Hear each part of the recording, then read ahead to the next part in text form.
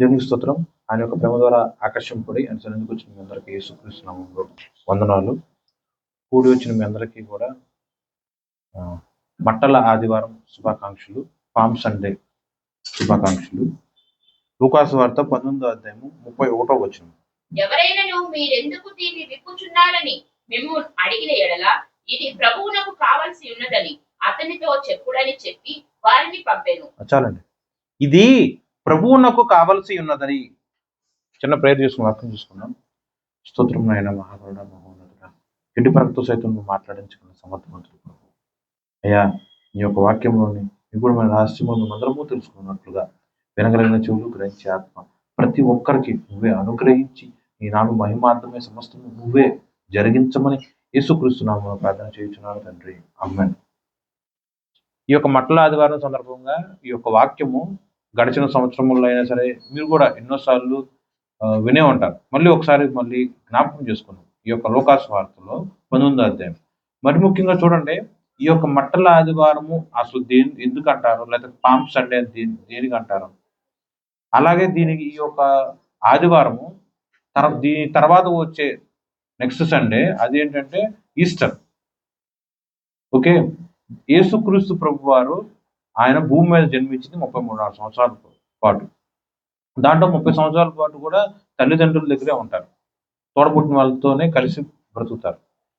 30వ ఏట బాప్తిసం తీసుకొని అక్కడి నుంచి 3.5 సంవత్సరాల పాటు, అంటే బాప్తిసం తీసుకున్న తర్వాత నుంచి 3.5 సంవత్సరాల పాటు ఈ యొక్క లోకంలో తను ఏర్పాటు చేసుకొని పిలిచి ఉన్న ఆ యొక్క 12 మంది శిష్యులతో పాటు దేవుడి యొక్క రాజ్య సువార్త ప్రకటిస్తూ దేవుని యొక్క గొర్రెపిల్లగా దేవుడు ఆయన యొక్క అంటే యెహోవా దేవుడు యేసుక్రీస్తు ప్రభువు మీద ఉన్న తన యొక్క చిత్తాన్ని యావత్తు కూడా ఆయన చక్కగా జరిగిస్తూ ఉంటాడు. ఆ యొక్క కాలంలో చివరి వారం ఇది, అంటే యేసయ్య భూమి మీద తన యొక్క తనువు చాలించే క్రమంలో చివరి వారం. అదేంటంటే ఫస్ట్ది మట్టల ఆదివారం, తర్వాత వచ్చేసి గుడ్ ఫ్రైడే, తర్వాత వచ్చేసి ఈస్టర్. ఈ యొక్క చివరి వారాన్ని కూడా ఇలా పరిశుద్ధ వారము కింద కూడా మాట్లాడతారు. అలాగే ప్యాషన్ వీక్ అంటారు, అంటే దేవుడు యెహోవా యొక్క చిత్తాన్ని, అంటే యేసుక్రీస్తు ప్రభు వారు యెహోవా యొక్క చిత్తాన్ని నెరవేర్చే ఆ యొక్క క్రమాన్ని కూడా ప్యాషన్, అంటే దేవుడి యొక్క చిత్తము నెరవేర్చాలి అన్న తపన, తృష్ణ, ఇవన్నీ కూడా యేసయ్య కనపరిచి నోటి మాటతో కానే కాదు కానీ క్రియ రూపముగా దేవుడు యేసుక్రీస్తు ప్రభు వారు యెహోవా యొక్క చిత్తాన్ని కంప్లీట్ గా నెరవేరుస్తారు. జకర్యా, అంటే ఈ యొక్క మట్టల ఆదివారము ఓకే అది జరుగుతుంది, కానీ ఇది జరగక మునుపే సుమారు 450 సంవత్సరాల దగ్గర నుంచి సుమారు 500 సంవత్సరాల క్రితమే జకర్యా అను యెహోవా యొక్క ప్రవక్త ఒక ప్రవచిస్తాడు. అది జకర్యా 9:9లో ఉంటుంది, 9వ అధ్యాయం 9వ వచనంలో రాసి ఉంటుంది. చూడండి, అది కూడా జకర్యా 9:9.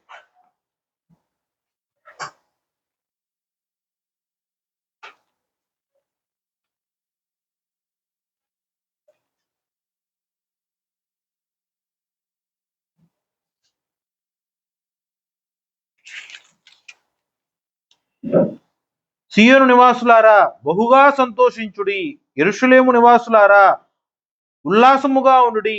నీ రాజు నీతిపరుడును రక్షణ గలవాడును దీనుడనై గాడిద పిల్లను ఎక్కి నీ యొద్దకు వచ్చుచున్నాడు. ఓకే, ఇప్పుడండి ఇది ఈ యొక్క వాక్యము లేకపోతే ఈ యొక్క ప్రవచనము సుమారు 450 సంవత్సరాల నుంచి 500 సంవత్సరాల క్రిందట ప్రవచనాత్మకంగా మాట్లాడిన మాట. అది ఆ యొక్క యేసుక్రీస్తు ప్రభు వారు తన యొక్క 33.5 సంవత్సరాల ప్రాయంలో ఇది నెరవేర్పు జరుగుతుంది. లేఖనములు నెరవేర్పు అగున్నట్లుగా యెహోవా అలాగే యేసుక్రీస్తు ప్రభు వారు పరిశుద్ధాత్మ దేవుడు సమస్తము జరిగిస్తాడు. యెహోవా యొక్క నోటి మాట నుండి వచ్చిన ఈ యొక్క వాక్యం కూడా నిష్ఫలితము జరగదు. ఎలా అయితే ఆకాశం నుండి కురిసిన వర్షము భూమిని తాకకుండా ఉంటుందా? ఆకాశంలో వర్షం వచ్చిందండి, భూమి పడకుండా ఆగిపోతుందా వర్షం మధ్యలో? ఇన్ని సంవత్సరాల కాలంలో ఎప్పుడన్నా చూసారు మీరు ఎప్పుడన్నా వర్షం మధ్యలో ఆగిపోవటం? వర్షం మధ్యలో ఆగిపోవడం అంటే నా ఉద్దేశం, వర్షం కురిసినప్పుడు భూమిని తాకకుండా ఆగిపోయిన చినుకు ఒక్కటి ఉందా? ఈవెన్ వెహికల్స్ మీద పడ్డా చివరికి నేల మీదకే వస్తాయి.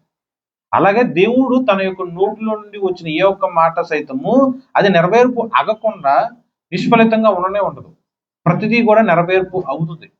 అలాగే ఈ యొక్క మట్టల ఆదివారం నిమిత్తము ఆ యొక్క ఎన్నో సంవత్సరాల కింద జరిగిన యొక్క ప్రవచనాత్మకమైన వాక్యాన్ని యేసుక్రీస్తు ప్రభు వారు క్రియ రూపముగా జరిగిస్తారు. యెషయా ప్రవక్త గారు కూడా ఎలా అయితే గుడ్ ఫ్రైడే గురించి, ఈస్టర్ గురించి అయితే మాట్లాడతారో అవన్నీ కూడా యేసుక్రీస్తు ప్రభు వారు నెరవేర్పు చేశారు.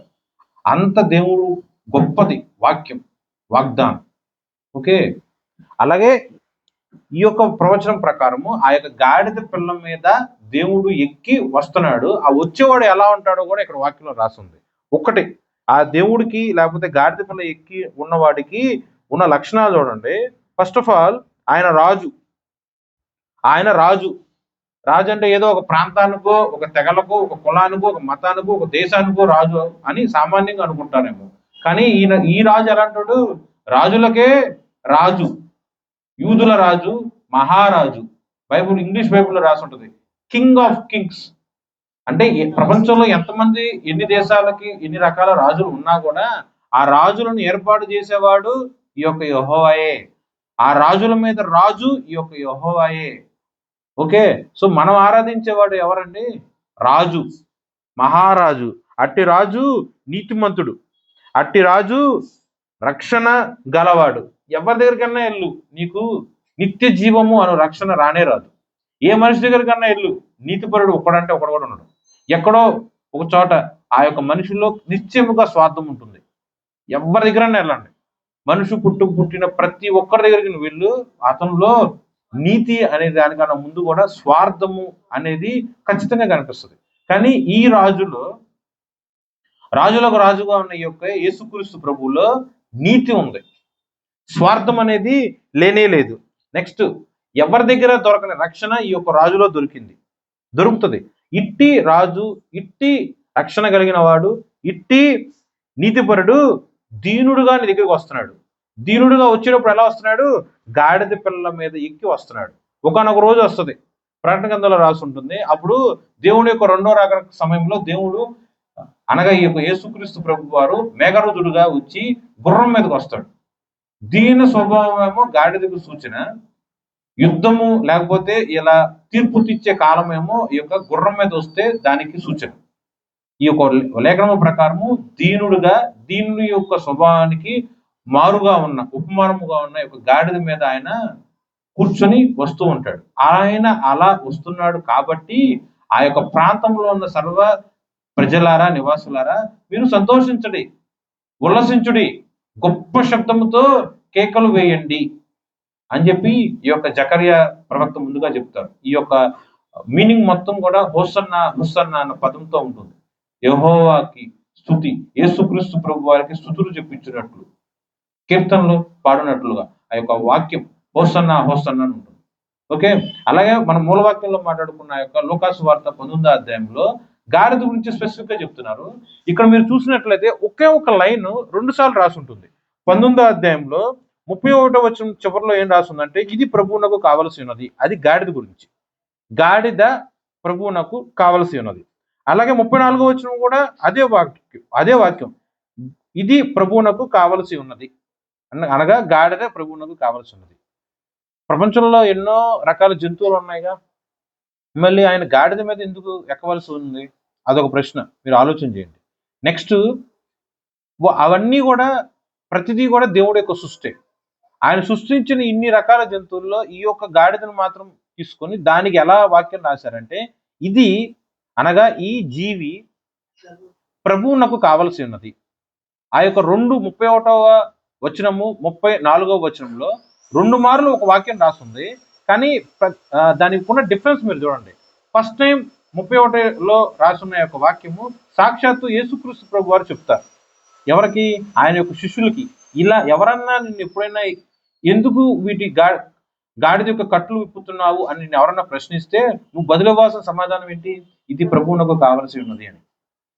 తర్వాత 34వ వచనంలో ఆ యొక్క ప్రజలు అడిగినప్పుడు, ఆ యొక్క ఇంటి యజమానుడు అడిగినప్పుడు, గాడిద యొక్క యజమాని అడిగినప్పుడు ఆ యజమానుడికి శిష్యులు చెప్పే సమాధానం ఏంటంటే, ఇది ప్రభువునకు కావలసి ఉన్నది అని. ఓకే, అలా ఇది కాంటెక్స్ట్. కానీ మీరు ఎలా అర్థం చేసుకోవాలంటే, కట్టబడి ఉన్న ఆ యొక్క గాడిదలను విప్పాలన్నా, నిన్ను ఎవరైనా ఏదో విధంగా లోకానుసారంగా ఆత్మీయపరమైన ఎటువంటి ప్రశ్నలు సంధించినా దానికి నువ్వు ఇవ్వాల్సిన బదులు ఏంటంటే, ప్రభువు నీకేం చెప్పాడో నువ్వు అదే మాట ఆ యొక్క అన్యులకు నిన్ను ప్రశ్నించిన వారికి తిరిగి బదులివ్వటం. సొంత సమాధానాల తండ్రి కాకుండా ఆలోచన చేయండి. సొంత సమాధానము చెప్పుట చాలించి ముగించి ప్రభువు నీకు ఏదైతే చెప్పాడో అదే నువ్వు తీసుకెళ్ళి అన్యులకు చెప్పాలి. ఎవరన్నా సరే అంటే ఆత్మీయానుసారమైన ప్రశ్నలను ఎవరన్నా సంధించినా అంటే నేను అడిగినా, లోకంలో ఉన్న అన్యులు ప్రభువుని ఎరుగని బిడ్డలు ఎవరన్నా సరే నేను ఏదన్నా సరే బైబిల్ గురించి యేసయ్య గురించి నేను ఏమన్నా అడిగినా సరే నువ్వేం సమాధానం చెప్పాలంటే నీ జ్ఞానాన్ని ఆధారం చేసుకొని నువ్వు చెప్పకుండా ప్రభువు నీకు ఏదైతే మాట చెప్పాడో అదే మాట యాజ్ ఇట్ ఈస్ ఆ యొక్క అన్యులకు, విశ్వాసులకు, అవిశ్వాసులకు, లోకంలో ఉన్న ఏ ఒక్క ప్రజలకైనా సరే అదే మాట యాజ్ ఇట్ ఈస్ చెప్పవలసి ఉన్నది. ఇక్కడ యేసుక్రీస్తు ప్రభు వారి శిష్యులకు ఏం చెప్పారు? ఇది ప్రభువునకు కావలసి ఉన్నది. ఎవరైనా నిన్ను అడిగితే ఈ మాట చెప్పు. అడిగారుగా అన్యులు, గాడిద యొక్క యజమానుడు. అప్పుడు శిష్యులు ఏం చెప్పారు? Same word, same line. ఏది ఒక సున్నా, ఒక పొల్లు దాంట్లో నుంచి తీసేలా మళ్ళీ యాడ్ చేయాల. ఓకే, సేమ్ మాట. ఇప్పుడు ముసలమ్మ ముచ్చట్లు లాంటివి ఉంటాయి, లేదంటే అత్యుత్సాహం పొందుకునే మాటలు ఉంటాయి, గొప్పలు పోయే మాటలు ఉంటాయి. ఏదన్నా సాధిస్తే నేను సాధించాను, నేను చేశాను అన్న విధముగా మాట్లాడుకునే మాటలు ఉంటాయి. అలాంటి మాటలు ఎప్పుడు కూడా దేవుణ్ణి వెంబడించే వాళ్ళకి తగదు. దేవుడు వెంబడించే వాళ్ళు అనగా ఈ యొక్క అపోస్తులకు ఎలా అయితే మాట్లాడుతున్నారో ప్రభు ఏం చెప్పాడో అదే మాట చెప్తున్నారు. ఈరోజు ఈ యొక్క మట్టల ఆదివారం సందర్భంగా నువ్వు కూడా ఎటువంటి తీర్మానం తీసుకోవాలంటే, చూడండి, ఎవరన్నా ఏదైనా వచ్చి గాడిద కట్టులు ఎందుకు ఇప్పుతున్నావు అని శిష్యులను అడిగితే, ఉదాహరణకి పేతురు గారును, యాకోబు గారును, యోహాన్ గారును ఇంకెవరో ఒకరిని అడుగుతూ ఉంటారు. అడిగారు అనుకుందాం, ఏమండి వాళ్ళకు కూడా 20 సంవత్సరాలు పైపించిన వాళ్ళేగా, వాళ్ళు కూడా 10 సంవత్సరాలు పైన వాళ్ళేగా, వాళ్ళు కూడా రమారమి 30 సంవత్సరాలు లాంటి వాళ్ళే కదా. ఎందుకు ఇలా పనిచేస్తున్నప్పుడు తిరిగి బదులు ఇచ్చే అంత జ్ఞానం కూడా లేని వయసు వాళ్ళది, శిష్యులది. చిన్నపిల్లలకి ఇది ఇలా ఏదన్నా నాన్న ఎవరన్నా ఇలా ప్రశ్న అడిగితే ఇలా సమాధానం చెప్పాను మనం అంటే, నాకు తెలుసులే నాన్న అంటారంటరా. మరి శిష్యులకు కూడా చిన్నపిల్లలు కాదు, మెచ్యూర్ పర్సన్స్, పైగా వాళ్ళు జాలరులు, సొసైటీలు అంటే సోషల్ లైఫ్ బతికిన వాళ్ళే. అడిగినప్పుడు ఇది ఏదో ఒకటి వినయముగానో సమాధానంగానో కొన్ని కోపంగానో ఎలాగోలా మాట్లాడగలరు. కానీ అక్కడ దేవుడు ఎలాంటి ఉపమానం మనకు చెప్తున్నాడంటే, ఎవరన్నా నీ యొక్క ఆత్మీయ ప్రయాణంలో నువ్వు వెళ్తూ ఉన్నప్పుడు ఎదుటివాడు ఎవడన్నా సరే నువ్వు ఏదన్నా సరే ఆత్మీయానుసారమైన ప్రశ్నలు నేను అడిగినా, బైబిల్ గురించి ఏదైనా అడిగినా, నిజ రక్షకుడు గురించి ఎవరైనా అడిగినా, నీతిపరుడైన దేవుడు గురించి ఏదైనా అడిగినా, రాజులకు రాజుగా ఉన్న యేసుక్రీస్తు ప్రభు గురించి ఏదైనా అడిగినా, అప్పుడు నువ్వు ఎలాంటి మాటలు మాట్లాడాలంటే బైబిల్లో దేవుడు ఎటువంటి మాటలు చెప్పాడో అదే మాటలు చెప్పవలసి ఉన్నది తప్ప అట్టి మాటలకు నువ్వు అదనముగా నీ యొక్క మనుష్య జ్ఞానము వాడి మాట్లాడకూడదు. ఇది ఈ యొక్క వాక్యంలోని అర్థం. ఒకే మాట 2 సార్లు ఎందుకు రాశారనేది అది అర్థం. నెక్స్ట్ ఆ గాడిదని తీసుకొస్తారు, యేసుక్రీస్తు ప్రభు వాళ్ళు ఎక్కుతారు, ఆ యొక్క యెరూషలేము ప్రాంతంలో నడుచుకుంటూ వెళ్తారు. ఇవన్నీ మీకు తెలిసి ఆ ముందు ఆ గాడిద మీద ఎక్కడానికన్నా ముందు వారి యొక్క బట్టలు దాని మీద గాడిద మీద వేయటం, దాని మీద ఆయన కూర్చోవటం, నడుచుకుంటూ వెళ్ళేటప్పుడు గాడిద రోడ్డు మీద ఎలా మట్టలను పరచటము, అలాగే నార బట్టలు వేయటము, అలాగే ఏదైనా ఆ యొక్క ప్రజల యొక్క బట్టలు పరిచి ఆయన్ని స్వాగతిస్తూ ఉంటారు ఆ యొక్క సంత వీధుల్లో. ఆ యొక్క స్వాగతించే ఆ యొక్క క్రమంలో అక్కడున్న ప్రజలు, మరి ముఖ్యంగా దేవుడి యొక్క శిష్యులుగా ఉన్న ఈ యొక్క ఆది అపోస్తులు గొప్ప శబ్దంతో మాట్లాడుతూ ఉంటారు. చూడండి 39వ వచనము, ఆ సమూహంలో ఉన్న 38వ వచనం లాస్ట్ లైన్ లో, ఇట్టి అద్భుతములను గురించి మహాశబ్దముతో దేవునికి స్తోత్రము చేయసాగిరి. చూడండి, దేవుడికి స్తోత్ర గానము, స్తుతి, యాగము చెల్లించడం ఎంత ఇంపార్టెంటో ఒకసారి ఆలోచన చేయండి. అలాగే ఎలా చెప్పాలో కూడా చూడండి. ఇక్కడ సంత వీధుల్లో మనుషులందరి సమక్షంలో బాహాటముగా వాళ్ళు మాట్లాడుతున్నారు. ఎలా? గొప్ప మహా శబ్దముతో దేవుడి యొక్క అద్భుతములన్నిటి గురించి, దేవుడి గురించి మహాశబ్దముతో దేవుని స్తోత్రము చేయుచూ ఉన్నారు. మరి నువ్వు ఎప్పుడైనా సరే మహాశబ్దంతో అంటే నీ గొంతుకున్న శక్తి యావత్తు పెట్టి నువ్వు ఎప్పుడైనా సరే దేవుణ్ణి స్తోత్రించావా? దేవుణ్ణి స్తుతించావా? కొద్దిగా 10 మంది ముందు మాట్లాడమంటే సిగ్గు. పోనీ నీ ఎదురుగా ఉన్న ఒకే ఒక వ్యక్తి దగ్గర దేవుడి గురించి స్తుతించమన్నా, చిన్నపాటి ప్రేయర్ చేయమన్నా, పని వాక్యం చెప్పమన్నా, రక్షణ సువార్త ప్రకటించమన్నా కూడా సిగ్గు. ఇక్కడ సిగ్గు గురించి కాదు, దేవుడు చేసిన అద్భుతముల గురించి నిన్ను నువ్వు మైమరిచిపోవాలి. నువ్వనేవాడు ఎవరో మర్చిపోయి నీకు ఈ యొక్క లోకంలో, ఈ యొక్క సోషల్ లైఫ్లో నీకున్న స్థితిగతులను, అందచందములను, ఆస్తిపాస్తులను, కుల ఆధిక్యతను, మత ఆధిక్యతను అన్నీ కూడా మర్చిపోయి దేవుడు నీ జీవితంలో చేసిన అద్భుతముల గురించి నిన్ను నువ్వు మైమరిచిపోయి పరవశించిపోయి మహాశబ్దముతో, గొప్ప శబ్దముతో దేవుణ్ణి స్తుతించవలసి ఉన్నది. ఇట్టి కార్యం యొక్క ఆది అపోస్తులుగా ఉన్న శిష్యులు చేస్తున్నారు. మరి నువ్వు చేస్తున్నావా? నువ్వు కూడా అద్భుతాలు చూసావుగా. నీ యొక్క రక్షణే దేవుడు నీ పట్ల చేసిన గొప్ప అద్భుతం. ఎన్నన్నా సరే, ఇల్లు, వాకిళ్ళు, స్థలాలు, పొలాలు, ఆర్థికంగా బంగారం, వెండి, ఏదన్నా, పిల్లలు, జీవితాలు, ఏదన్నా సరే అన్ని ఆశీర్వాదాలు నేనే కాదంటలా. కానీ మరి అన్నిటికన్నా మించిది ఏంటో తెలుసా? శిలువ యాగముగా ఉన్న దేవుడు నిన్ను రక్షించటమే అన్ని అద్భుతముల కన్నా సరే గొప్ప అద్భుతం. ఆ యొక్క రక్షణ నీ జీవితంలో లేకపోతే నువ్వు ఎంత ఆస్తిపరుడైనా, ఎంత అధికారుడైనా సరే మొత్తం సున్నా. అట్టి అద్భుతం పొందుకున్నావుగా, మరి మైమరిచిపోయి పరవశిస్తూ దేవుణ్ణి స్తుతిస్తున్నావా? దావీదు గారు మహారాజు అండి. 40 సంవత్సరాల పాటు పరిపాలన చేసిన గొప్ప మహాచక్రవర్తి. ఓకే, ఆయన మామూలుగా చెప్పాలంటే అంత మహారాజు అవ్వక మునుపు గొర్రెల కాపరి. మహారాజు అయిన తర్వాత చూడండి, ఒక సాధారణమైన వ్యక్తి ఒక వస్త్రధారణ ఎలా ఉంటది, మహారాజు యొక్క వస్త్రధారణ ఎలా ఉంటది, సామాన్యుడు 10 మందిలో ఉన్నప్పుడు ఎలా మాట్లాడతాడు, అదే ఒక అధికారం కలిగిన వ్యక్తి సొసైటీలో తిరుగుతూ ఉన్నప్పుడు ఎలా మాట్లాడతాడు. మనం చూడండి, బయటికి వెళ్ళేటప్పుడు తెల్లగడ్డం ఉన్నా లేకపోతే జుట్టు ఇలా చిప్పిరిగా ఉన్నా సరే నీట్గా ఉండడానికి ట్రై చేస్తారు. అలాగే పిచ్చి బట్టలు వేసుకొని ఒక ఉన్నతమైన కార్యం దగ్గరికి వెళ్ళరు, ఉన్నట్లో మంచి బట్టలు వేసుకొని వెళ్తారు. కానీ ఇక్కడ దావీదు గారు ఏం చేశారంటే, మహారాజు వస్త్రములు ధరించుకుని సంత వీధుల్లోకి వెళ్తూ ఆ యొక్క సందర్భంలో దేవుడి యొక్క మనసాన్ని ఒక ప్రాంతం దగ్గర నుంచి మరో ప్రాంతానికి, రాజు యొక్క అంతఃపురం దగ్గరికి తీసుకొచ్చే క్రమంలో తను మహారాజు అన్న విషయం మర్చిపోయాడు. తన ఒంటి మీద ఉన్న రాజబట్టలు ఉన్నాయా, జారి పడిపోయినాయి అనే విషయం మర్చిపోయాడు. నన్ను 10 మంది చూస్తున్నారు, వీధుల్లో ఉన్న ఆడవాళ్ళు, మగవాళ్ళు అందరూ నన్ను చూస్తున్నారు అన్న విషయం మర్చిపోయాడు. ఒక మహారాజు అన్ను గొప్ప అధికారం కలిగిన వాడిని, మహారాజు అంటే ఏంటి, ఆయన కింద ఎంతమంది మంత్రులు ఉంటారు, ఎంతమంది సామంత రాజులు ఉంటారు, ఎంతమంది సైన్యం ఉంటుంది, ఎంత ఆధిక్యత కలిగిన వాడు, జస్ట్ నోటి మాటతోనే కార్యములు జరిగించగలిగిన కెపాసిటీ ఉన్న యొక్క మహారాజు తన యొక్క హోదాని మర్చిపోయాడు. ఓకే, మర్చిపోయి తన యొక్క దేహము, ఆత్మ సమస్తము కూడా 100% దేవుణ్ణి స్తుతించడంలోనే ఉంది. దేవుడు ఆ యొక్క దావీదు గారి పట్ల చేసిన ప్రతి ఒక్క అద్భుతాన్ని జ్ఞాపకం చేస్తూ ఆనందముతోనూ, ఉత్సాహముతోనూ, సంతోష గానములతోనూ నాట్యమాడుతూ దేవుణ్ణి స్తుతిస్తూ ఉన్నారు. మరి నీ జీవితంలో కూడా దేవుడు ఎన్నో అద్భుతాలు చేశాడుగా. మరి నువ్వు ఎందుకు అలా నాట్యమాడుతూ ఆనందముతో, సంతోషముతో నువ్వు అనేవాడివి ఎవరో కూడా మైమరిచిపోయి కేవలం దేవుణ్ణి స్తుతించే ఒక పరికరముగా నువ్వు ఎందుకు ఉండట్లా? పోనీ ఉన్నావా? మరి ఇప్పుడు వరకు ఉన్నారో లేరో మీ అంతరాత్మకే తెలియాలి.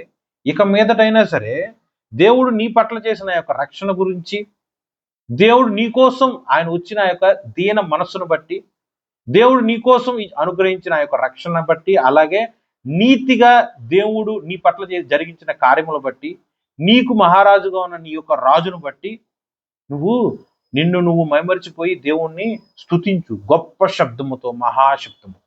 చుట్టుపక్కల అందరూ అంటారు, పిచ్చ, మామూలుగా ప్రార్థన చేసుకోలేవుగా, ఎందుకు 10 మంది కనిపించేటట్టు, మామూలుగా ప్రార్థన చేయలేరా, నీ ఇంట్లో నువ్వు కూర్చొని ప్రార్థన చేసుకోలేవా, ఎందుకు ఆ కేకలేస్తారు, ఎందుకు అట్లా అరుస్తారు అని అంటారు.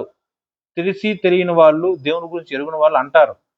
అక్కడ అన్యులుగా ఉన్న ఈ యొక్క పరిసయ్యులు కానీ అధికారంలో ఉన్న వాళ్ళు కానీ యేసుని అడుగుతారు. ఈ యొక్క 38, 39 వచనంలో ఈ శిష్యులు కొంచెం సైలెంట్గా ఉండమని చెప్పు. ఏందయ్యా అరుపులు? ఉట్టిగా ప్రార్థన చేసుకోలేరా? సైలెంట్గా చిన్న శబ్దంతో పాటలు పాడుకోలేరా అన్నట్లుగా అడుగుతూ ఉంటారు. అప్పుడు దేవుడు ఏమన్నాడు, ఒకవేళ ఈ యొక్క శిష్యులు మౌనంగా ఉన్నా కూడా రాళ్ళు నన్ను స్తుతిస్తాయి అంటారు. మనుషుల యొక్క నోరు ఒకవేళ ఏదన్నా సరే ఆధిక్యతతో, బలముతో, అహముతో, అధికారంతో లోకంలో ఉన్న అన్యులు ఏమన్నా మూస్తారేమో. ఒకవేళ అలా మూసినా సరే, నోరు మూసినా సరే, జీవము లేని రాళ్లతో సైతము దేవుడి యొక్క నామ మహిమార్థమై స్తుతి యాగము చెల్లించుకోగలిగిన సమర్థవంతుడు, అసాధ్యుడు మన దేవుడు. అట్టి ఆధిక్యత దేవుడు నీకు ఇచ్చాడుగా. మరి నువ్వు నోరు తెరిచి దేవుని స్తుతిస్తావా? లేక నువ్వు స్తుతించకపోతే నీకన్నా రాయే ఉత్తమమని ఇక్కడ వాక్యం అర్థం. ఓకే, నువ్వు స్తుతించకుండా ఉన్నట్లయితే నీకన్నా ఎవరు ఉత్తమం? రాళ్ళు అంటే నువ్వు ఎట్లాంటివి? ప్రాణము లేని, జీవము లేని, కదలిక లేని ఒక బండ, ఒక రాయితో నువ్వు సమానము. కాబట్టి నువ్వు జీవము కలిగి దేవుణ్ణి స్తుతిస్తావా? లేకపోతే మొండిగా చచ్చిన వాళ్ళలాగా, చరణం లేని వాళ్ళలాగా, రాళ్ళగా నువ్వు ఉంటావా? అది నీ యొక్క ఇష్టం. నీకే అర్పించేశారు దేవుడు. నిర్ణయం నీ చేతుల్లో ఉంది. సో అలాగే అర్థమైందా? రకరకాల సందర్భాల్లో ఈ యొక్క మట్లాదివారంలో అప్పుడు రాళ్ళు ఇలా స్తుతిస్తాయని దేవుడు చెప్తూ ఉంటాడు. అలాగే సమయం గడుస్తూ ఉంటది. మొత్తానికి దేవుడు యెరూషలేము సెంటర్ పాయింట్కి వచ్చినప్పుడు, అంటే చూడండి వాక్యంలో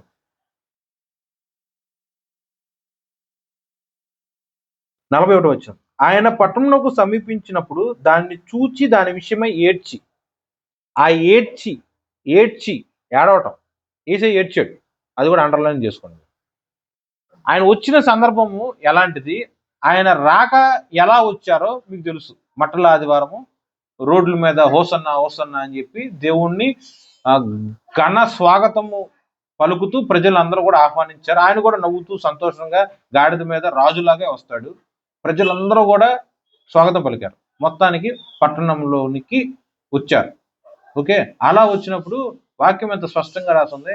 ఆయన యేసుక్రీస్తు ప్రభు వారు పట్టణమును సమీపించినప్పుడు పట్టణమును చూచి ఏడ్చాడు. యేసయ్య ఏడ్చాడు. ఎందుకు ఏడుస్తున్నాడు? అది కూడా కిందే రాసి ఉంటుంది. నీవును నీ దినమందైనను సమాధాన సంబంధమైన సంగతులను తెలుసుకొని ఎడల నీకెంతో మేలు. ఇప్పుడు జరుగుతున్న ఈ యొక్క మట్టల ఆదివారం అయినా సరే, రేపు జరగబోతున్న ఆ యొక్క ఈస్టర్, గుడ్ ఫ్రైడే అయినా సరే, దాని యొక్క ప్రాముఖ్యత నువ్వు తెలుసుకుంటే నీకు మేలు కలుగును గాక, నీకు ఎంతో మేలు. కానీ ఇప్పుడు నీ కన్నులు మరుగు చేయబడి ఉన్నవి. నీ కన్నులు అది కూడా మనిషి యొక్క కన్నులు మరుగు చేయబడటం కూడా దేవుడి యొక్క ఎన్నిక కాలంలో ప్రకారమే జరుగుతూ ఉన్నాయి. మరుగు చేయబడి ఉన్నవి. ప్రభువు నిన్ను దర్శించిన కాలము నీవు ఎరుగకుంటివి గనుక నీ శత్రువులు నీ చుట్టూ గట్టుకట్టి ముట్టడి వేసి అన్ని పక్కలో నిన్ను అరికట్టి నీలోనున్న నీ పిల్లలతో కూడా నిన్ను నేల కలిపి నీలో రాతి మీద రాయి నిలిచి దినములు వచ్చుతున్నాయని చెప్పాను.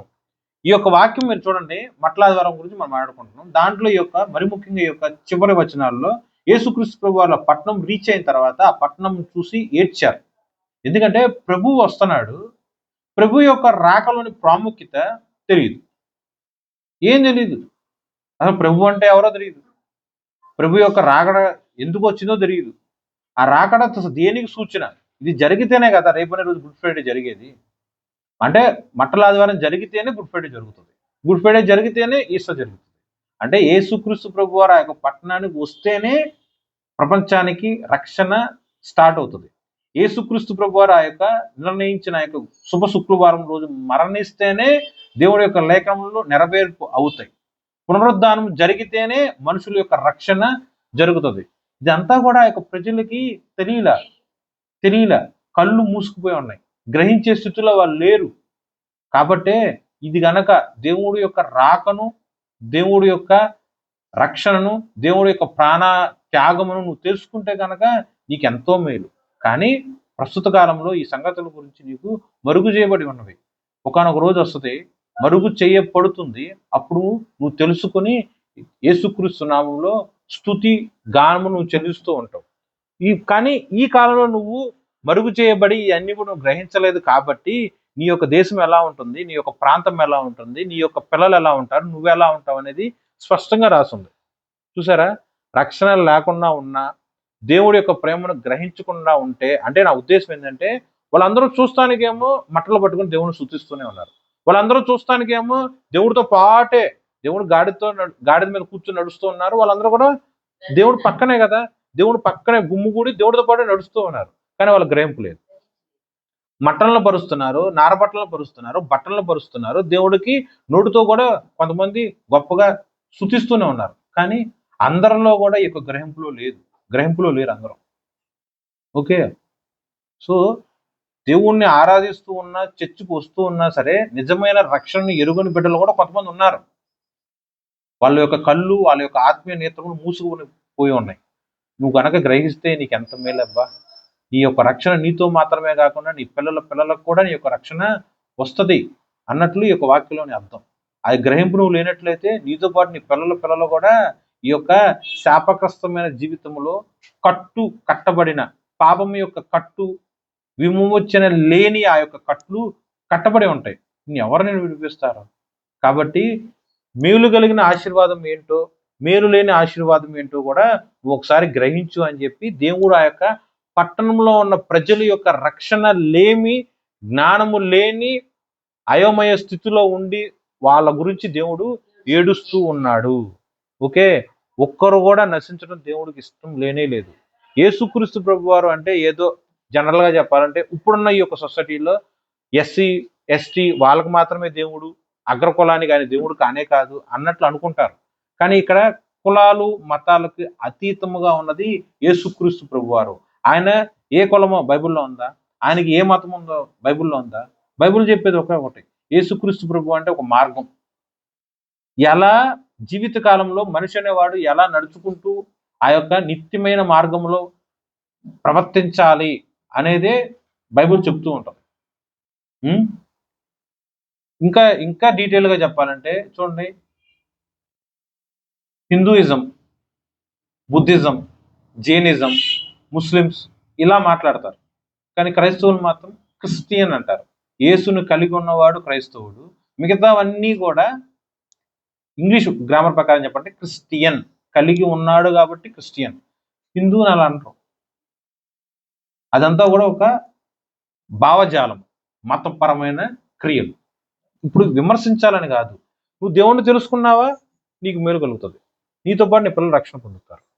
నువ్వు మేలు తెలుసుకోకపోయినా కూడా అది కూడా నీ యొక్క అజ్ఞానము. దానికన్నా కూడా ముందేంటంటే దేవుడు నీ యొక్క కనులు మూసివేసి ఉన్నాడు. అది కూడా వాక్యంలో రాసి ఉంటుందండి, దీన్ని కల్పించి చెప్పాల. నీ కన్నులకు మరుగు చేయబడి ఉన్నవి. చూసారా? అంటే తెలుసుకున్నవాడేమో వాడి యొక్క జ్ఞానంతో తెలుసుకోవట్లా, దేవుడి యొక్క ఉచితమైన కృప చప్పున తెలుసుకొని ఉన్నాడు. తెలుసుకొని వాడి యొక్క అజ్ఞానం చప్పున వాడు అజ్ఞానిగా బతకట్లా. దేవుడు మరుగు చేశాడు కాబట్టి అతను తెలుసుకోలేకపోతున్నాడు. తెలుసుకున్నవాడు తెలుసుకోని వాడిని బట్టి ఎప్పుడు కూడా అవమానకరంగాను అవహేళనకరంగాను మాట్లాడకూడదు. నువ్వు పొందుకున్నావా రక్షణ? దేవుడు నీకు ఉచితంగా ఇచ్చాడు. దేవుడి యొక్క కృప, దేవుడి యొక్క దయ, కరుణ కలిగిన చూపు నీ మీద ఉంది కాబట్టి నువ్వు పొందుకున్నావు. వాళ్ళు తెలుసుకోలేకపోయారా? వాళ్ళకి ఇంకా నిర్ణయించిన కాలము ఇంకా సమీపించాల. అంతే తప్ప ఎవరిని కూడా ఏ మతమైనా, ఏ కులమైనా, ఏ జాతి అయినా సరే ఎవరైనా సరే కించపరిచేటట్టు, హేళన చేసేటట్టు నువ్వు చచ్చి అగ్నిగుణంలో పడతావాయా, ఇలా కఠినంగా కూడిన మాటలు మాట్లాడకూడదు. ఓకేనా? అర్థమైందండి? ఏ మతాన్ని, ఏ కులాన్ని కూడా తక్కువ చేసినట్టు, కించపరిచేట్టు మాట్లాడకూడదు. మన ప్రాంతంలో ఉన్న యొక్క దేవదాస్ అయ్య గారుగా ఉన్న కాకాని తోటలో కూడా ఆయన ఎంత చక్కగా చెప్తారంటే ఇదే చెప్తాడు. ఏ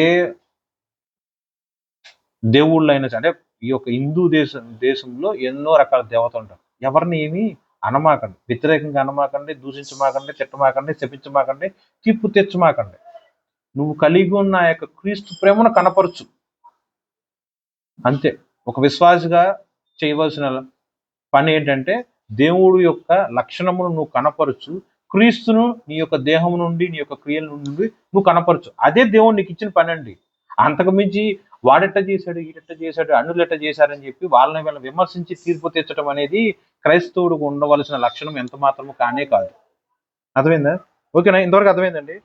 ఇంకో వాక్యం చూడండి దీంట్లో. ఇది ప్రభువునకు కావలసి ఉన్నది, దేవుడు చెప్పిన మాట గాడిద గురించి. అలాగే శిష్యులు కూడా చెప్తారు, ఇది ప్రభువునకు కావలసి ఉన్నది, ఇది కూడా గాడిద గురించి. ఓకే, ఇలాంటి ఒక ఉపమానము ద్వితీయోపదేశకాండంలో దేవుడు మోషే గారు మాట్లాడతారు. ద్వితీయోపదేశకాండం 10వ అధ్యాయంలో 12వ వచనము 13వ వచనంలో చివరి లైన్ మీరు చూడండి. 13 లాస్ట్లో 13, నేడు నేను నీకు ఆజ్ఞాపించు యెహోవా ఆజ్ఞలను కట్టలను అనుసరించి నడుచుకొందును అను మాట కాక నీ దేవుడైన యెహోవా నిన్ను మరి ఏమీను అడుగుచున్నాడు. ఉదాహరణకి నీ పిల్లలు ఉన్నారు, చిన్నపిల్లలే పోనీ యవన కాలంలో ఉన్నవాళ్ళు, ఒక గ్లాస్ ఆఫ్ వాటర్ అడిగావు, వాళ్ళు తేలా. చాలా చిన్న పని అడిగావు, వాళ్ళు చేయగలిగిన పని నువ్వు అడిగావు, కానీ వాళ్ళు చెయ్యట్లా. అది నేను ఏం అడిగానురా, గ్లాస్ నీళ్ళు అడిగా, తేలైపోతున్నావా అంటావనవా? ఎందుకు? చాలా చిన్న పనే కదా. ఇక్కడ ఉన్న వస్తువు అక్కడ పెట్టమని అంటావు. నేను ఏం అడిగారు, ఇక్కడది అక్కడ పెట్టలేకపోతున్నావా అని అడుగుతావు. ఇలాంటి చిన్న అర్థం వస్తుంది ఈ యొక్క వాక్యంలో. దేవుని ఏం అడుగుతున్నాడు? ఇదే వాక్యం. దేవుని ఏం అడుగుతున్నాడు? ఓ బరువులు ఎత్తేయమంటున్నాడా, ఇంకేదేదో చేసేయమంటున్నాడా? తల్లి తన యొక్క పిల్లని నేనేం అడిగాను నాన్న, చిన్న మంచిలే కదా ఏమన్నా, ఇవ్వలేకపోతున్నావు ఏంటి అని తల్లి తన బిడ్డని అడుగుతున్నట్టుగా దేవుడు నిన్ను అడుగుతున్నాడు. నేనేం అడిగానయ్యా నిన్ను? భయపడమన్నాను దేవుడి గురించి, నువ్వు భయపడట్లా. మార్గంలన్నింటిలో నడుచుకోమంటున్నా, నువ్వు నడుచుకోవట్లా. దేవుని ప్రేమించమన్నా, నువ్వు ప్రేమించట్లా. పూర్ణ మనసుతో పూర్ణ ఆత్మతో దేవుణ్ణి సేవించమన్నా, నువ్వు సేవించట్లా. నీ మేలు కొరకు ఇవన్నీ చేయమంటున్నా, నువ్వు చెయ్యట్లా. ఇంతే కదా నాన్న నేను అడిగాను, నువ్వు ఎందుకు చేయలేకపోతున్నావురా అని దేవుడు ఒక విశ్వాసంతో మాట్లాడే మాట ఇది. ఓకే, అలాగే ఇదే వాక్యము ఆ యొక్క గాడిదకి లింక్ అయి ఉంటుంది. ఎందుకో తెలుసా? ఇప్పుడు ద్వితీయోపదేశకాండం 10వ అధ్యాయం 12వ వచనము 13వ వచనం మాట్లాడా కదా. దేవుడు మనుషులకు ఇచ్చిన పని ఏంటి ఇక్కడ? ఇంతే కదా, నీ దేవుడైన యెహోవాకు భయపడుడి. గాడిద దేవుడికి భయపడిందా లేదా? నెక్స్ట్, నీ దేవుడైన యెహోవా యొక్క మార్గములలో నడుచుకో. గాడిద దేవుడు చెప్పిన మార్గమును ప్రకారం నడుచుకుందా లేదా? నెక్స్ట్, నీ దేవుడైన యెహోవాను నువ్వు ప్రేమించు. గాడిద యేసుక్రీస్తు ప్రభువుని ప్రేమించిందా లేదా?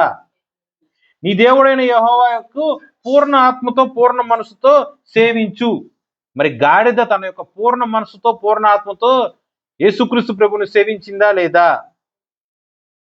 నీ సొంత మేలు కొరకు ఈ ఆజ్ఞలను కట్టలను నువ్వు అనుసరించి బ్రతుకు అని విశ్వాసం దేవుడు చెప్తున్నాడు. మరి గాడిద తన యొక్క మేలు తన యొక్క రక్షణ నిమిత్తము దేవుణ్ణి వాక్యము నెరవేర్పు వాగ్దానం నెరవేర్పు అగునట్లుగా యేసుక్రీస్తు ప్రభువుని తన మీద ఎక్కించుకొని నడుచుకుంటూ వెళ్ళిందిగా. గాడిద యొక్క మేలు కొరకే, అంటే రక్షణ కొరకే, తన యొక్క. అర్థమైందండి? ఓకే, సో గాడిద చేయగలుగుతుంది, మనం చేయలేకపోతాం. నేనున్నాను, నా పూర్ణ మనసుతో పూర్ణాత్మతో నేను దేవుని సేవించుచున్నానా అంటే నా దగ్గర సమాధానం నేను చేయట్లేదని అర్థం. నేను చేయట్లే. పూర్ణ మనసుతో అయితే నేను చేయలే, పూర్ణాత్మతో అయితే నేను చేయలే. కానీ గాడిద ఆ యొక్క మట్టల ఆదివారంలో ఉపయోగించబడ్డ ఆ యొక్క గాడిద మాత్రము తన యొక్క సేవను దేవుడి కోసం ఇచ్చింది, తన యొక్క ప్రేమను దేవుడి కోసం చూపించింది, తన యొక్క నడక దేవుడి కోసం నడిచింది, తన యొక్క ప్రేమను బరువులు అంటే యేసుక్రీస్తు ప్రభువుని తన మీద ధరించుకొని మోస్తూ వ్యక్తపరిచింది. ఇవన్నీ కూడా గాడిద చేసి చూపించింది. ఈ యొక్క ద్వితీయోపదేశకాండము 10వ అధ్యాయము 12వ వచనము 13వ వచనంలో గాడిద చేసి చూపించింది. కాబట్టి గాడిదని దేవుడు, గాడిద గురించి దేవుడు ఏమన్నాడు? ప్రభువు నాకు కావలసి ఉన్నది. మళ్ళీ ఇక్కడ 12-13వ వచనంలో లాస్ట్లో ఏమన్నాడు? ఇంతే కదా నాన్న నేను అడిగాను, ఇంతే కదా నేను అడిగాను, మరి నువ్వు చేయట్లేదేంటి అని దేవుడు ఆ యొక్క విశ్వాసిని తిరిగి ప్రశ్నిస్తూ ఉన్నాడు. గాడిద చేసింది మనం చేయలేకపోతాం. కాబట్టి మనకన్నా కూడా గాడిద ఎంత శ్రేష్టమైనదో ఒకసారి నువ్వు ఆలోచించు. జంతువులు చూడండి, ఇంకో రకంగా చెప్పాలంటే బైబిల్లో చాలా వాక్యాలు ఉంటాయి. దేవుడు తన నోటి మాట చొప్పున సృష్టి యావత్తు సృజించాడు. ఆయన సముద్రానికి పొలిమేర గీశాడు. అది దాటి సముద్రం ముందుకు రాదు. మరి మనం దేవుడు ఒక ఆజ్ఞ, ఒక నియంత ఇచ్చినా సరే ఆ ఆజ్ఞను దాటేసి ముందుకు నడుచుకుంటూ వెళ్ళిపోతాం. సముద్రం దేవుడికి భయపడుతుంది, మనిషి భయపడ్డాం. దేవుడు యొక్క కాలములను, సమయములను, నక్షత్రములను, సూర్య చంద్రములను ఇవన్నీ కూడా దేవుడు సృష్టించాడు. దాని ప్రకారమే మనందరికి కూడా ఈ యొక్క వారాలని, నెలలని, సంవత్సరాలని, నక్షత్రాలని, యుగాలని అవన్నీ వచ్చినాయి. ఇవన్నీ కూడా ఏదన్నా సరే అటు ఇటుగా ప్రవర్తించినాయి అనుకో, దినములను, సంవత్సరములు, వారాలు మొత్తం తారుమారైపోతాయిగా. మా అన్నీ కూడా దేవుడి యొక్క వాక్యం ప్రకారము, దేవుడి యొక్క మాట ప్రకారం ప్రవర్తిస్తున్నాయిగా. మనం మాత్రం ప్రవర్తించం. చేయమందేమో చెయ్యం, ఇష్టానుసారంగా ప్రవర్తిస్తాం. సృష్టికర్త యొక్క మాట సృష్టిలో ఉన్న ప్రతిదీ జరిగిస్తుంది. మరి అన్నిటికన్నా కూడా సృష్టి యావత్తులో ఉన్న అన్నిటికన్నా కూడా దేవుడు ఎంతగా ప్రేమించాడు. మనిషి మాత్రం దేవుడి యొక్క ఆజ్ఞలను ప్రేమించట. నువ్వు ప్రభువునకు కావలసి ఉన్నవాడివి, నువ్వు ప్రభువునకు కావలసిన దానివి. కాబట్టి నీ యొక్క పూర్ణాత్మతో, పూర్ణ మనస్సు దేవుణ్ణి సేవించు, ప్రేమించు, భయపడు, నడుచుకో ఆయన యొక్క ఆజ్ఞలను. ఇవన్నీ కూడా నీకు మేలు కొరకై. దీన్ని వ్యతిరేకించి అనగా యెహోవాని ప్రేమించకుండా, యెహోవాని సేవించకుండా, యెహోవాకి భయపడకుండా, యెహోవా యొక్క వాక్యం ప్రకారం నడుచుకోకుండా నువ్వు చేసినట్లయితే నీకు మేలు కలగదు అని ఒక 13వ వచనంలోని అర్థం. నీ మేలు కొరకు ఇవన్నీ జరిగించు. ఒకవేళ ఇవన్నీ జరిగించకపోతే నీకు మేలు వస్తుందా? నీకు రాదు. కానీ ఈ యొక్క లోకంలో ఉన్న యొక్క సాతాను నిన్ను భ్రమపరుస్తూ ఉంటది. భ్రమపరిచే ఆత్మ నీలో పెట్టి నీకు వెండి వచ్చిందనో, బంగారం వచ్చిందనో, అధికారం వచ్చిందనో, ఏదో ఒకటి నీకు లోకంలో ఉన్న ఆశలను నీకు కనపరుస్తూ నీకు లోపరుస్తూ ఉంటుంది తప్ప నిజమైన మేలు కేవలం ఈ యొక్క వాక్యం ప్రకారము, ఈ యొక్క వాక్యం యొక్క నెరవేర్పు ప్రకారం నువ్వు పొందుకుంటావు తప్ప ఇహలోక సంబంధమైన దేని పట్టుకొని నువ్వు పొందుకోలేవు. ఓకే, గాడిద ఎలా అయితే ప్రభు కొరకు ఉపయోగపడి ఉన్నదో, ప్రభువునకు కావలసి ఉన్నదో, విశ్వాసగా ఉన్న మనమందరం కూడా గాడిద లాగానే ప్రవర్తిస్తూ దేవుడి యొక్క పని చేయవలసి ఉన్నది. మన ఊర్లో కూడా గాడిదలు ఉంటాయిగా, ప్రతి ఒక్క ప్రాంతంలో గాడిదలు ఉంటాయిగా. ఏ జీవికి లేని ఒక ప్రాముఖ్యత గాడిదలో ఉంది. అదేంటంటే గాడిద మీద సిలువ ముద్ర ఉంటుంది. మన ప్రాంతంలో ఉన్న గాడిదలకి ఉండవు, కానీ ప్రపంచంలో ఉన్న అధికమైన ప్రాంతంలో ఉన్న గాడిదలకి సిలువ ముద్ర ఉంటుంది. సిలువ అంటే ఏదో చిన్నది కాదు, అది ఇలా ఉంగుంటుంది కదా. తన యొక్క వెన్నుపూస స్టార్టింగ్ దగ్గర నుంచి తోక వరకు ఒక లైన్ ఇలా గీసుంటుంది. ఓకే, తన మెడ మీద ఇలా అడ్డగీత రాసి ఉంటుంది ఇలా బ్లాక్లో. ఓకే, అర్థమైందండి? అంటే నేనే గాడిదను, నా యొక్క బ్యాక్ నుంచి తోక వరకు కూడా స్ట్రైట్ లైన్ రాసి ఉంటుంది. అలాగే నా మెడ కింద భాగంలో అడ్డగీతగా రాసి ఉంటుంది. అలాంటి సిలువ ముద్ర ఉంటుంది ఒక గాడిద మీద, మిగతా ఎవరికి ఏమి రాసి ఉంటుంది. ఓకే, మళ్ళీ చూడండి, గాడిదకి ఉన్న కొన్ని గొప్ప లక్షణాలు చూడండి. ఎందుకు చెప్పాల్సి వస్తుందంటే ఎంతో మంది జీవులు ఉన్నా, జంతువులు ఉన్నా సరే గాడిదను మాత్రం దేవుడు ఏర్పాటు చేసుకుని ఇది ప్రభువునకు కావలసి ఉన్నది అని ఎందుకు చెప్పాడంటే, గాడిదకి వాసన పీల్చే స్వభావము చాలా గొప్పది. అది సుమారు 2 కిలోమీటర్లు లేకపోతే 2 కిలోమీటర్ల దూరంలో ఉన్న వాసన కూడా పసిగట్టగలుగుతుంది. ఒకటి, గాడిద దాని శక్తి మించి బరువు వేసినా సరే యజమానిని ఇబ్బంది పెట్టకుండా మోస్తుంది. గాడిదకి ప్రమాదం వస్తుంది అని చెప్పి తెలుసుకోగలుగుతుంది. కాబట్టే ఆ పైన ఉన్న ఫ్లెక్సీ ఒకసారి మీకు కనిపిస్తే చూడండి. ఆ యొక్క బిలాము, బాలాకు, ఆ యొక్క ప్రవక్త మహారాజు మధ్య జరిగిన ఆ యొక్క సంభాషణలో దేవుని యొక్క దూత వచ్చి దేవుని యొక్క దూత వచ్చేసి ఆ యొక్క ప్రవక్తని, ధనాపేక్ష కలిగిన ఆ యొక్క ప్రవక్తని చంపడానికి చూస్తే మనిషి యొక్క నేత్రములు ధనాపేక్ష వల్ల మూసుకుపోయినాయి. కాబట్టి దేవుడు గాడిద యొక్క నేత్రములు తెరిచి తన ముందు ఉన్న ఆ యొక్క కత్తి చూసిన దేవదూత గాడిద చూసింది. సో గాడిద ఎలాంటి గ్రహించగలిగింది? ఆపదలను గ్రహించగలుగుతుంది, మేలును గ్రహించగలుగుతుంది. కాబట్టి ఆపద ఉన్నప్పుడు అది ముందుకెళ్తే చచ్చిపోద్ది. వెళ్లకుండా అక్కడ ఉన్న పొలాన్ని ఆగిపోయింది. ముందుకు వెళ్ళు అని ఆ యొక్క ప్రవక్త ఎన్ని మార్లు కొట్టినా సరే ఉన్న పొలాన్ని పడిపోద్ది తప్ప ముందుకు అడుగు వేయదు. ఆ రోజు అది వెళ్ళుంటే, ఆ రోజు ఆ గాడిద ముందుకు వెళ్ళుంటే దేవుని యొక్క దూత ద్వారా ఆ యొక్క ప్రవక్త చచ్చిపోయేవాడు. ప్రవక్త యొక్క ప్రాణాన్ని కాపాడిన ఆ యొక్క గాడిద. ఉం? ఇంకా ఇంకేం చెప్పచ్చు?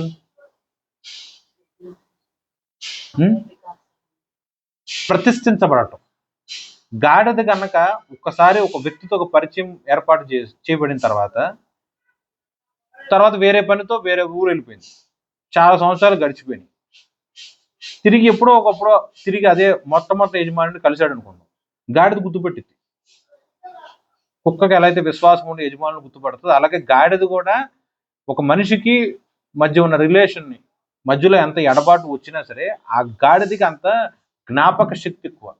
మళ్ళీ గాడిద తన యొక్క నోటి మాటతో, అంటే ఒక రకమైన జంతువు యొక్క మూలుగులు ఉంటాయి కదా, ఆ మూలుగులతో ఆ యొక్క ఇంటెన్షన్ని వ్యక్తపరుస్తుంది. తన యొక్క ఆకలి అవ్వచ్చు, తన యొక్క ప్రయాణం అవ్వచ్చు, తన ఎలా వెళ్ళగలుగుతాను, వెళ్ళలేను అనేది తన యొక్క మూలుగులతో గాడిద వ్యక్తపరుస్తుంది. ఇవన్నీ ఏమండి, యాక్చువల్గా నేను జంతువుల డాక్టర్ని కాదు, జ్ఞానిని కాదు. నేను కూడా పుస్తకాల్లో చదివిందే మీకు చెప్తున్నా. ఎన్నో జీవులు ఉన్నా సరే గాడిదను మాత్రం ఎందుకు ఏర్పాటు చేసుకున్నాడు అనే దానికి మీకు అర్థం అవడానికి ఇన్ని లక్షణాలు గాడిదలో ఉన్నాయని చెప్తున్నాను. ఓకేనా? ఇక్కడ చూడండి, కట్టబడి ఉన్నప్పుడు అది ఎక్కడ కూడా తెంచుకుని యజమానుని ఎదిరించి పారిపోలే గాడిద. అలాగే ఉంది. మళ్ళీ ఎవరో అన్నోన్ పర్సన్ వచ్చినప్పుడు, మనకంటే శిష్యులు అక్కడికి వెళ్ళి ఆ గాడిదను విప్పారని మనకు తెలుసు, కానీ గాడిదకి తెలియదు కదా. ఫస్ట్ టైం చూస్తారు ఆ యొక్క శిష్యులను.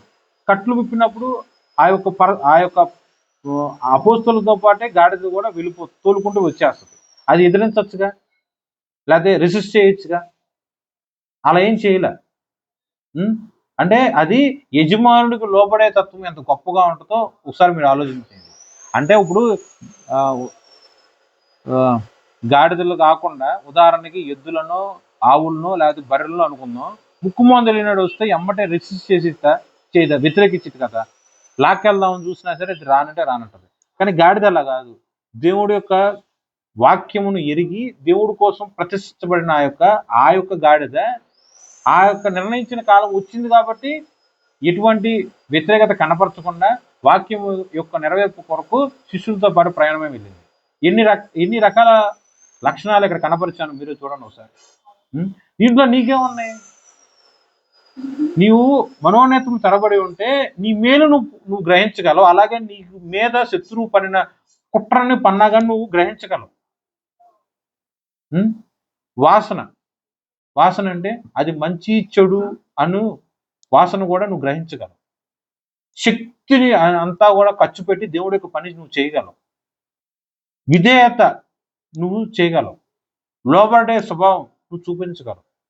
దేవుడి యొక్క తిన్నటి మార్గంలో నువ్వు నడుచుకుంటూ వెళ్ళగలవు, అడ్డదారులు గుండా వెళ్ళకుండా.